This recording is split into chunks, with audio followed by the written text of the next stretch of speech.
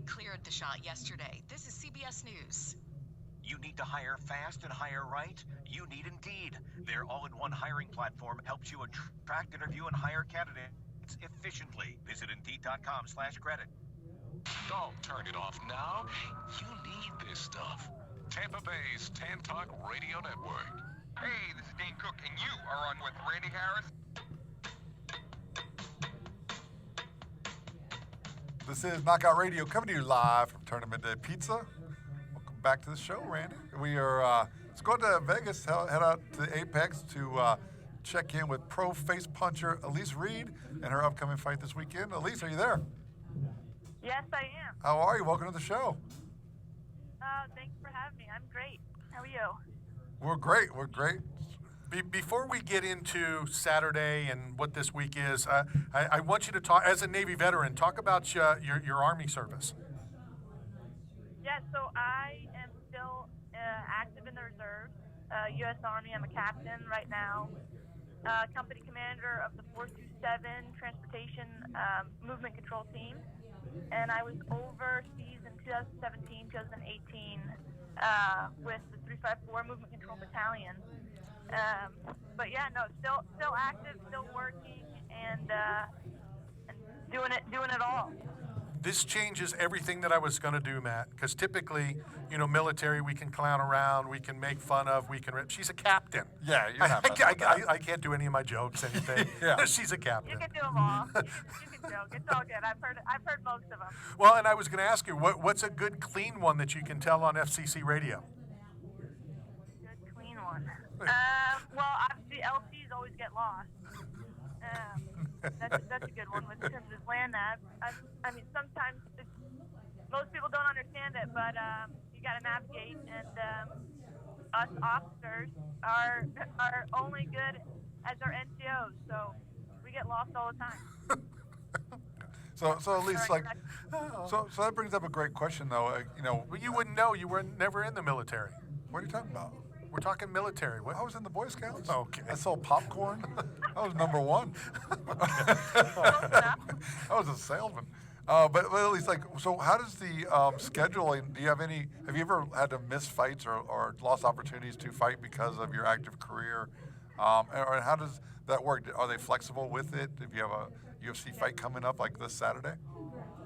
No, I mean, honestly, I've been extremely fortunate and grateful to have my commanding officers understand the opportunity that UFC has, and they are super supportive. And there was actually annual training that happened in the summer normally, and this fight came up, and I told them, I said, the UFC is telling me that it has to happen, and they let me reschedule it. So I have been extremely fortunate and grateful to have commanders that understand this opportunity and how big it is.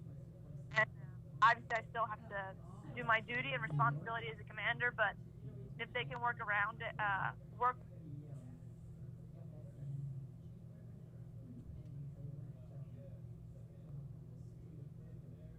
She says she has communications. Well, it's not her. It's our station. It's the so station. We need her help. Captain, no captain. My captain. Can we get you down Save to the us. Tampa Bay area? What does your unit think, of what you do as a professional along with the military? My unit thinks it's completely badass. Yeah. They think it's the coolest thing ever. For sure. I have, obviously, the military is primarily men. I think I'm one of 3 in my unit that are female, and so the best thing is we do a PT test, and they're all looking at me like because I'm a fighter, if I'm going to beat them, and absolutely, I'll beat them in the PT test. So it's good camaraderie that it brings, especially with my male soldiers that watch it all the time and get to brag. Well, and even taking it one step further, I mean, I was not fond of my officer. I was an operations specialist. A lot of times enlisted don't get along with, even though I had 2 officers come to my wedding. It's got to be cool for you because everybody loves you, not only probably because of you and your personality, but because of the MMA background. It's definitely something where I've always been a person, I don't ask anybody to do anything that I wouldn't do, and I think being in this position and having professional experience and being at this level in the UFC definitely gives me a little bit more respect. Obviously, the relationship between NCO and officers can be tricky. I've never gone in acting like I know more than they do because they're the SMEs, but it definitely has a bond in terms of like us, Sure. shooting around and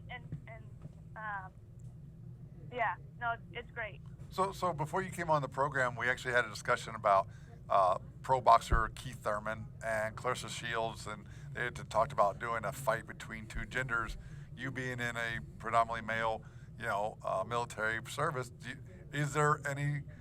you think that's ever going to happen in our modern world? Like, will there ever be an opportunity for a female at your level to beat somebody in equal level? Not even beat, and I'm dead against it, but not beat, just to compete against, to fight against. We have weight classes for a reason. I know that's the whole male-female thing, and sports is definitely a hot topic at this point. I am not looking to beat up dudes. I'm in the UFC fighting 115 against other 115 females. I think there's definitely something to skill. I think professional fighters have tremendous skill compared to the average Joe. There's definitely guys in my gym that don't have as much experience that I can kind of play with. But I wouldn't ever want to be fighting another professional male or even military service member in terms of like actually being a really competitive match, because you lose. It's a lose-lose. Right. I think we have to respect everybody's ability and strengths, and I think that conversation is not a productive one. So to speak. I agree with you, and I like how you said you're not looking to beat up dudes. I like that. Just the start of fight week. How do you get through the next couple days? Do you try not to think about the task at hand Saturday night, or do you want to think about it? Is that what's going to drive you through these next couple days?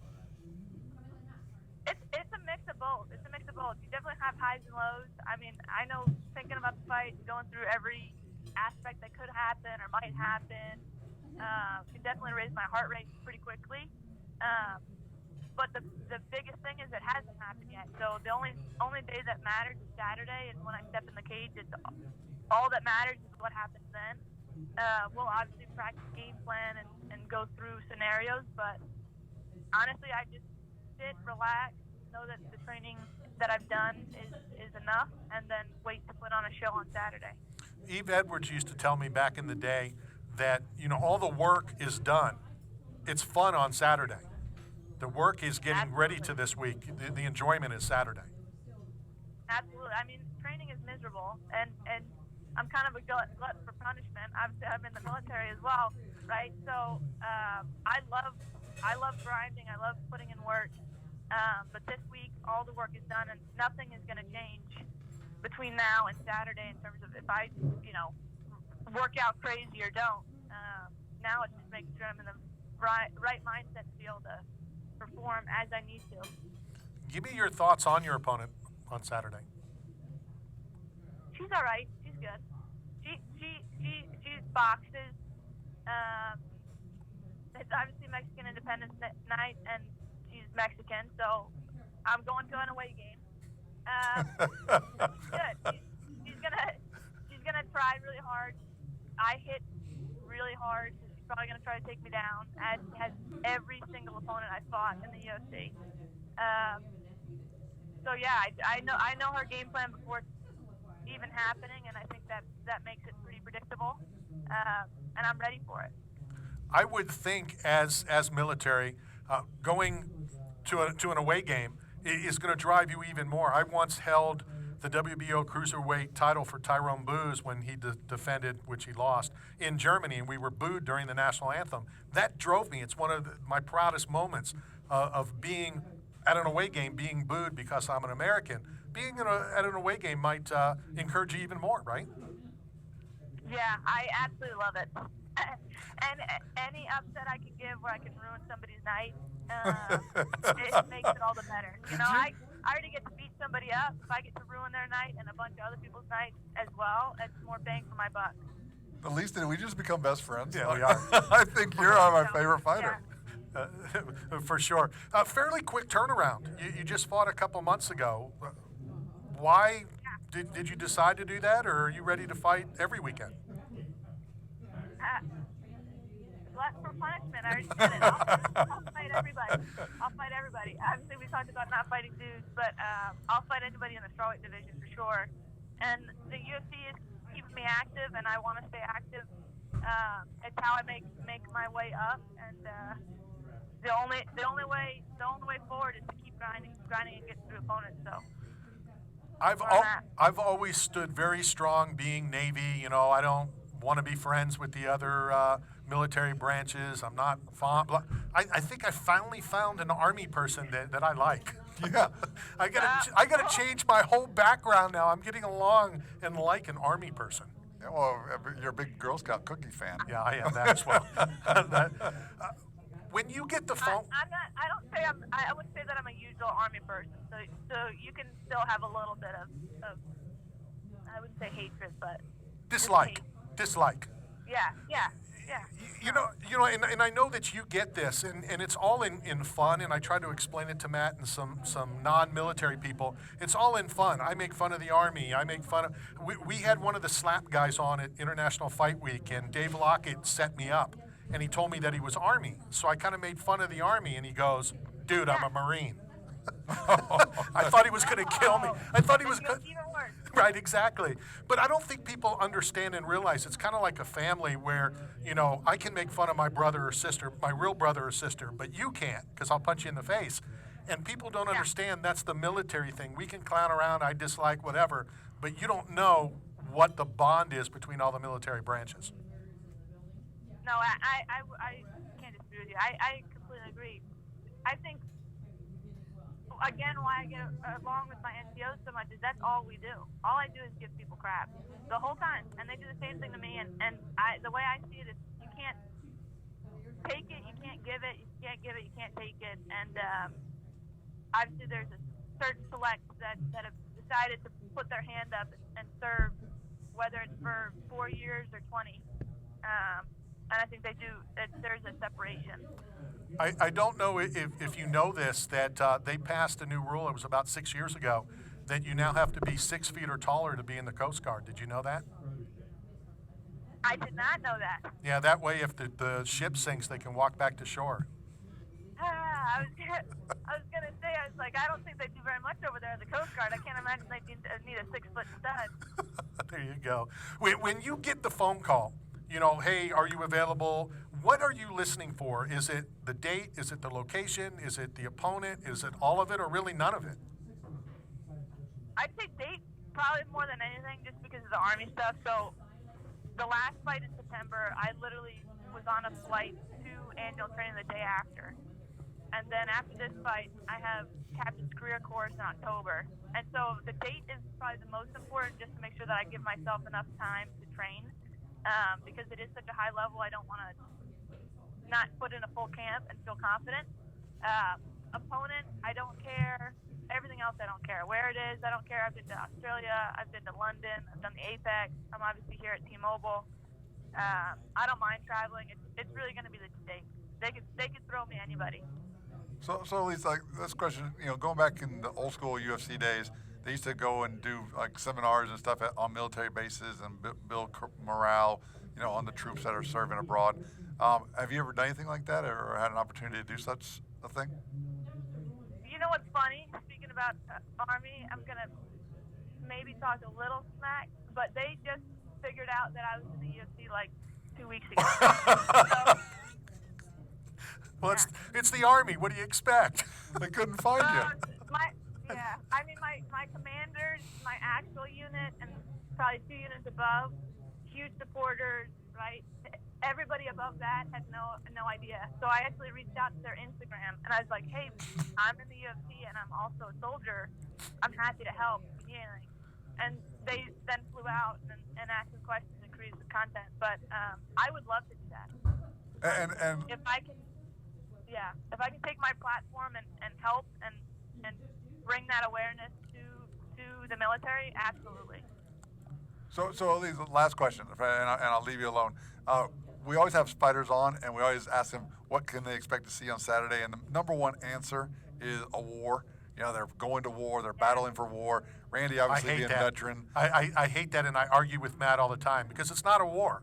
You know, bullets aren't flying, and I'm sure you're going to ask how to Elise stand on that word like me. Yeah, correct? your stance on it. Is it something you use to describe the fight game? Is it something you personally do or have problems with? I mean, I can understand definitely both perspectives. I think there's a lot of people in the military. So the military is like what, 1%, very little, and then you've got the people that have gone in there and done really bad stuff to bad people. It's definitely a word that carries a lot of weight for them.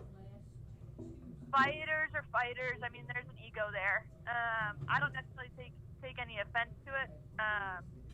I like to throw down. I'll say throw down. Throw down. I want to put, you know, I was telling somebody earlier this week, I was like, my goal would be to point in the middle of the octagon, put my hands up, and just start throwing hands. The ladies don't like to do that. They'll just grab my ankles, so I have to be a little bit more cautious with it. But yeah, I've heard both. I've heard that. I've heard a dogfight. I normally say I'm just gonna throw hands. We'll go with throw hands from now on. Elise, thank you very much for your Awesome. time. Normally, we only do 7 to 9 minutes. This went over. I appreciate you sticking with us. You are my new best friend. I know we have your address. We're going to send you a care package from 8 Man Strong, as well as some product from Bucked Up Energy Drink. Enjoy the process, enjoy the week, and have fun on Saturday. No, thank you very much for having me. It's been a blast, and yeah, I guess we're friends, so we'll have to hang out. First Army person that I'm friends with. My whole life has just changed. See, we all can grow up and mature no matter how old we get. That's right. That's right. Enjoy the week. We'll talk to you again soon. Thank you very much. So long. That is Elise Reed, my new best friend, Awesome. and an Army, not a veteran. She is Army. Yeah. And Love they it. just found out. And that's The Army best. didn't even know. Well, that's the Army. It's kind of like me. I didn't even know he knows I'm part of this program. Well, you're not. That's the difference is you can't just show up on a military base and they're going to let you in. You just show up, sit down, and you think you still belong. I'm still All waiting right, for my care package from 8 Man Strong. we are way over, so let's go hit this break, and then we'll come back for more shenanigans.